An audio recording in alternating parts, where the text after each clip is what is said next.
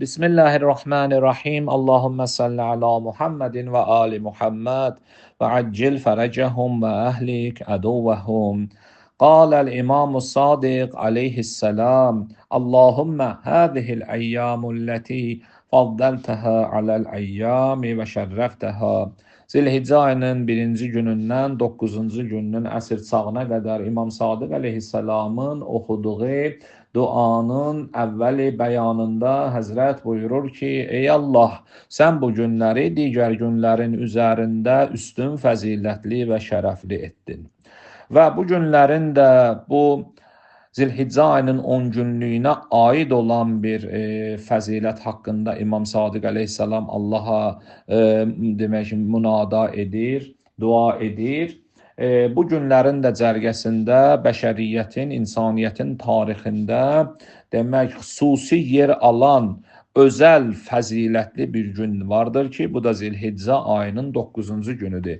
İmam Sadiq əleyhissalam Ramazan ayının fəziləti haqqında bu ayda demək Allahın məğfirətindən məhrum olanlar haqqında məşhur bir rəvayət buyurur. Həzrət buyurur ki, "Ənəhu mən ləm yuğfər ləhu fi şəhri Ramazan, ləm yuğfər ləhu ilə qabil." Hər bir kəs Ramazan ayı boyunca bağışlanmasa, qarşıdan gələn Ramazan ayına qədər bağışlanmaz. Amma Həzrət gəlir rəvayətin ardında, sonunda bir cümləni bəyan edir. Həzrət buyurur ki, İlla ən yəşhədə ərəfə. Məgərin ki, gələ ərəfə gününü dərk eləyə, ərəfə günündə şahid ola. Bu ərəfə günü nə günüdür ki, Allah Taala bir ay boyunca bağışlanmayan bir bəndəyə gəlir 24 saatdan ibarət olan bir günün bir neçə saatında bağışlanmaq şansı, fürsəti verir. Sözsüz ki, bu Allahın rəhmətidir. Allahın lütf-i mərhəmətidir. Kəş insanlar Allahın lütf-i mərhəmətinin haqqında mərifət ələ gətirəydilər. Bu haqda çox düşünəydilər. Bu mərifət üçün çox çalışaydılar. Görərdilər onda dünyanın ləzzəti, dünyanın şirinliyi, ibadətlərin ləzzəti nədən ibarətdir? Bu günün adı Ərəfə günüdür.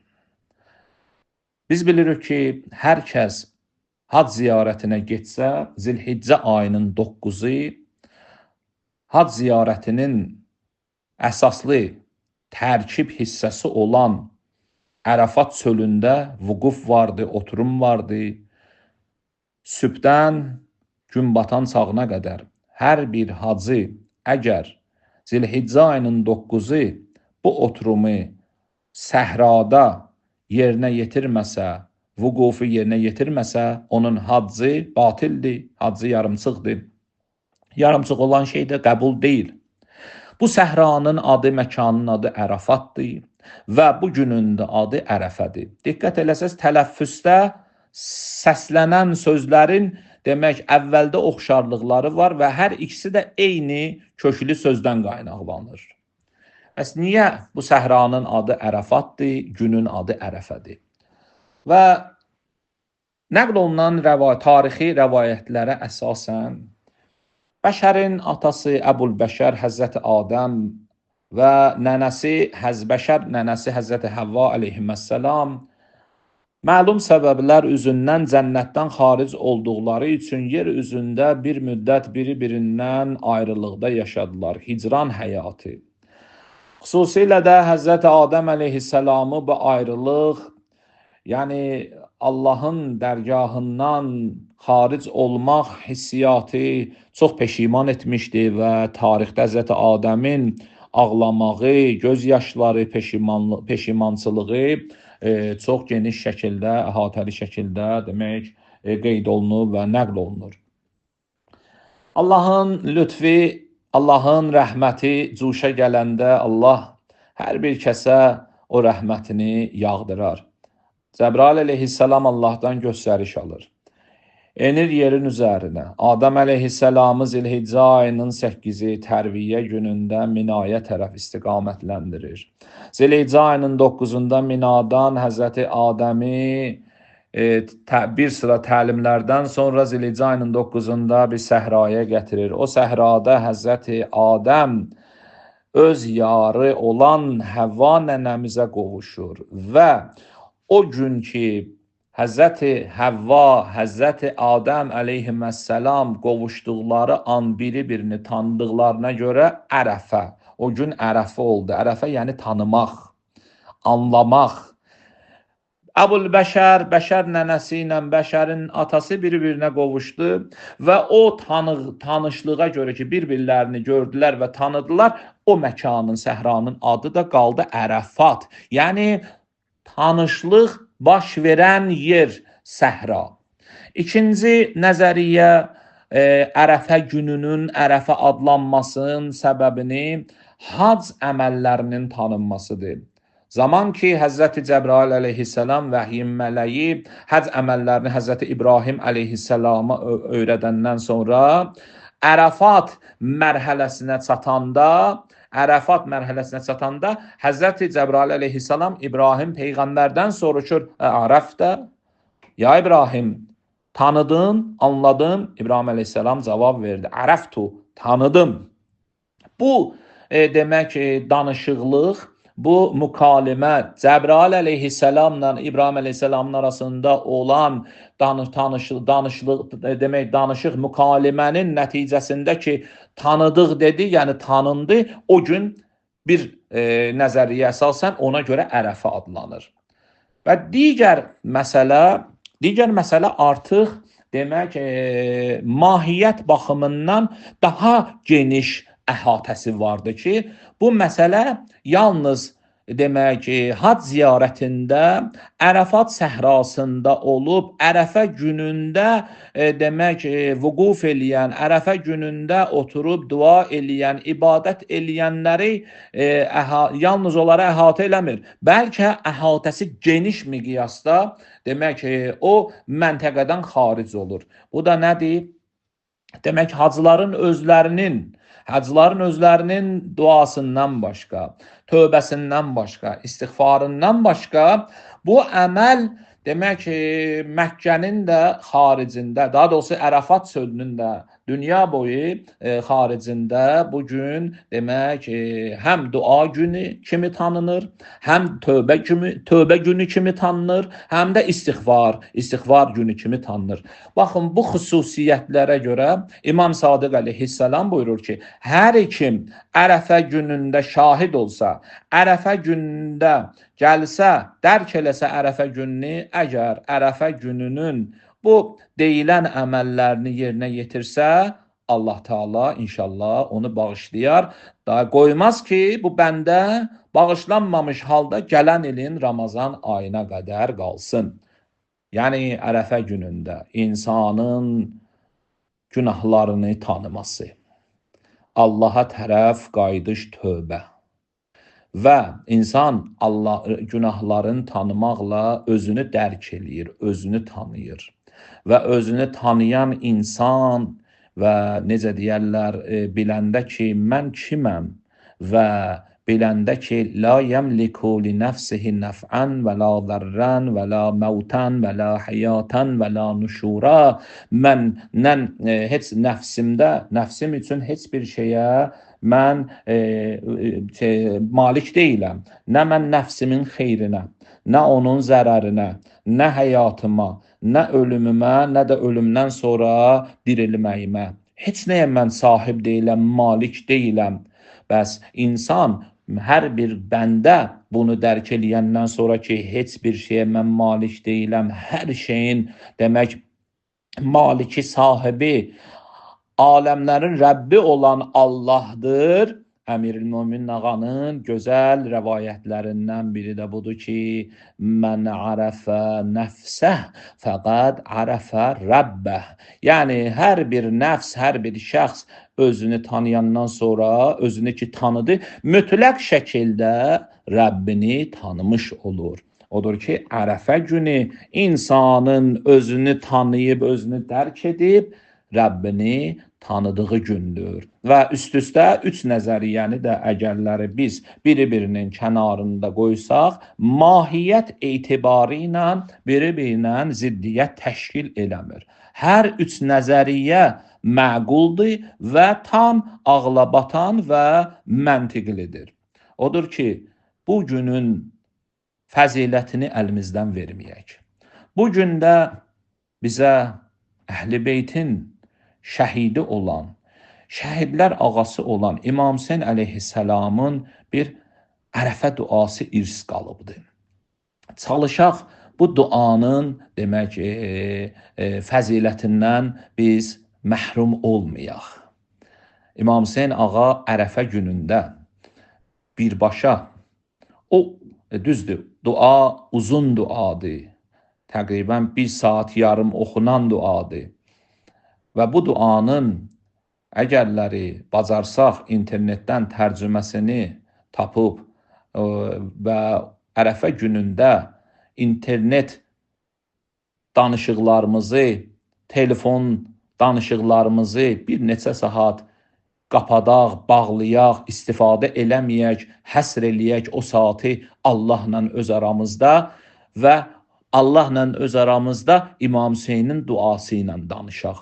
Əgərləri bir kəs ərəbcə oxuya bilmirsə, duanın tərcüməsini oxusun, görsün orada nə xəbərdir.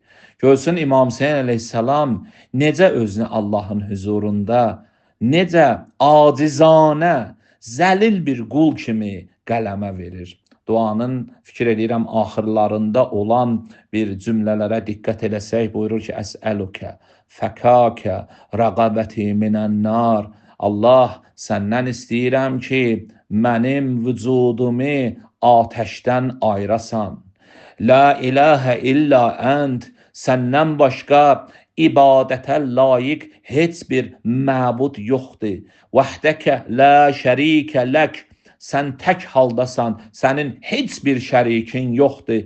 Ləkəl mulk, əmr sənin üçündür, fərman sənin üçündür. Və ləkəl həmd, və bütün tərif, həmd sənə sənin üçündür, şükür sənin üçündür. Və əntə alə kulli şeyin qadir, və sən hər bir şeyə qadir olan Allahsan.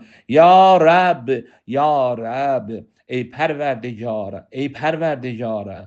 Baxın, İmam Hüseyn əleyhissalamın bu nurani kəlamı ilə ərəfə günündə elə öz ana dilimizdə oxuya-oxuya, diqqətlə o cümlələrə, o sözlərə, o kəlmələrə diqqət eləyək. Görək ki, doğrudan da, həqiqətdə də Allah nə əzəmətli Allahdır və biz insan olaraq, bəndə olaraq nə aciz, zəlil, çarəsiz, fəqir, yoxsul, miskin bir bəndəyik. İnsanın həyatda heç bir şey yoxdur. Ərəfə gününün mahiyyəti bundan ibarətdir ki, insan əgər tövfiq tapsa, gələ bir mərhələyə çata ki, özünün heç şey olduğunu dərk eləyə və təslim ola Allahına. 2 dost var idi. Yəni dost deyəndə yoldaş idi. Bir-biri ilə bir görüşmələri olurdu, çay içmələri olurdu. Amma düşüncə tərzində, məsələn, həyata baxışları tam fərqli idi. Dostun biri əhli ümrə, əhli Kərbəla, əhli Məşəd, digəri isə gəzmək və kurort və deyək ki, məsələn, əhli Dubay, əhli Antalya idi. Yəni, bu mənada ki, əhli keyf idi. Bir günləri bu mömin qardaş gəlir, deyir ki, mən sənə baxıram, səndən bir xahişim var. Ürəyim istəyir sənə bir təklif eləyirəm. Deyir, nədir? Deyir, gəl ginən, üzümüzə gələn həc mövsümündə bir yerdə səndən bir həccə səfər eləyək. Sən ki, bu dünyanın hər yerin gəzmisən. Dünyanın bu müxtəlif yerlərində dünya ləzzətlərini dadmısan. Gəl bir dəfə mənlə də yol yoldaşı olaq Məkkəyə. Gəl bir dəfə də Allah sənə imkan verib, fürsət verib. Gəl bir dəfə də mənlə gedək. Görək burada nə xəbər. Bir cür bu tərəf müqabilini razı salırlar və gəlir vaxt çatır. Gəlirlər Məkkəyə tərəf ehram bağlayırlar, ta gəlirlər, yəni Həcc Təməddünün 1-ci hissəsi təməddü ümrəsini yerinə yetirirlər, ta gəlir çıxır Zilhiccənin 8-ci günü Mina və Minadan Ərəfə günü hacılar sel kimi ehramda kəfən rəmzi olan libaslarında axın gedir demək Ərəfə çölünə tərəf. Və bu qardaş həmişə soruşur ki, hə, hissiyatın nədir? Bir şey hiss edirsən, gördüyün nədir? Deyir, yox, hər şey mənə sadə gəlir.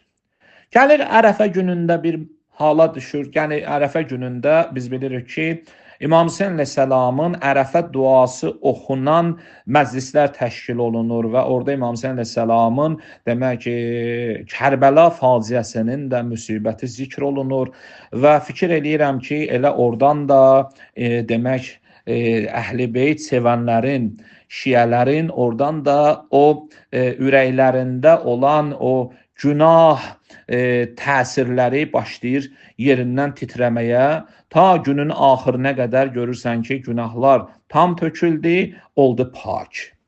Və necə ki, İmam Hüseyn əleyhissalamın Ərəfə duasının rozası başlanır və İmam Hüseyn əleyhissalamın demək rozası qurtarandan sonra Ərəfə duası başlanır. Bu dua oxunmağa başlayanda duanı oxuyan məddah, o din alimi biraz duanın bir hissəsinə şərh verir. Bu şərh verilən halda bu qardaş durur ayağa, xeymələrdən, çadırdan çıxır bayıra. Çıxır bayıra, başlayır hönkür-hönkür ağlamağa. Hönkür-hönkür ağlamağa. Ərəfə günündə ağa İmam Hüseynin adı ilə insan eləyə bilər ki, əbədi həyatını təzmin eləyə, zəmanətini ələ gətirə. Bu adam çıxır, gəlir, başlayır çadırın dalında hönkür-hönkür ağlaya-ağlaya Allaha bunları deyir öz dilində. Deyir, Allah, bura qədər mən hər neynəmişəm, sən bilirsən. Amma istəyirəm sənə bir şey deyəm. Sənin bu çadırda oturan gözəl, salih, mömin bəndələrin vardı. Amma mən gedərdim bəqqaldan, dükandan, lobya alardım, noxud alardım. Mən onların alanda o hübubat deyərlərdə aldığım lobyanın, noxudun içindən onun daşın, tozunu təmizləmirdim. Elə necə ki onu mənə çəkirdilər tərəzidə, mən götürüb gəlirəm, evdə onu təmizləyirdilər. Mən onu o cür alırdım. Allah deyir, mən də səni bu oxunan duanın hörmətinə, bu günün hörmətinə, Ağa İmam Hüseynin hörmətinə and verirəm ki, məni də sən bu yaxşı bəndələrin gözündə, baxmayaraq ki, mən o lobyanın, noxudun içində daş kimiyəm, torpaq kimiyəm, necə ki, mən onu alırdım, qəbul eləyirdim, sən də məni bu yaxşı bəndələrin içində qəbul eləginən. Və sonra bu insan öz xatirələrində öz dostuna ki, səbəbkar idi, bu qardaşın həccə gəlməyinə və Ərəfə günündə bunun tövbə eləməyinə və bağışlanmağına və aqibəti bir xeyr olmağına zəminə və şərait oldu. Bugün həqiqətən bəşəriyyətin qeyd elədik, insaniyyətin tarixində əhəmiyyət daşıyan bir gündür. Əgər istəsəz sual eləyəsiz ki, Həzrəti Adəm Həvva ilə görüşəndə nə baş verdi?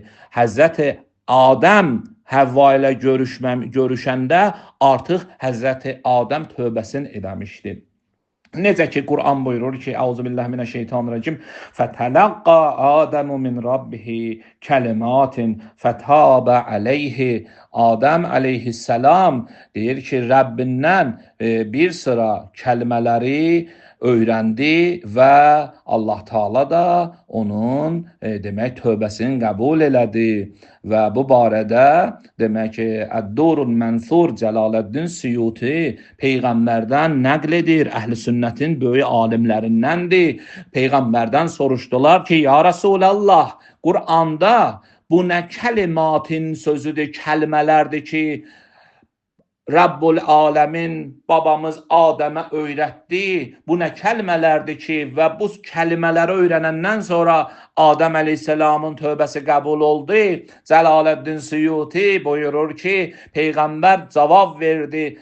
Adəm, yəni səələ bihi bihaqqi Muhammedin və Aliyin və Fatimə və Həsəni və Hüseyn İlla tubtu aleyyə fətabə aleyhi. Yəni Həzrəti Peyğəmbər buyurur ki, Adəm əleyhissalam dedi ki, ey Allah, ey Pərverdigara, sənə and verirəm, Həzrəti Muhammed Əli, Fatimə, Həsən və Hüseyn əleyhissalamın haqqına mənim tövbəmi qəbul elə.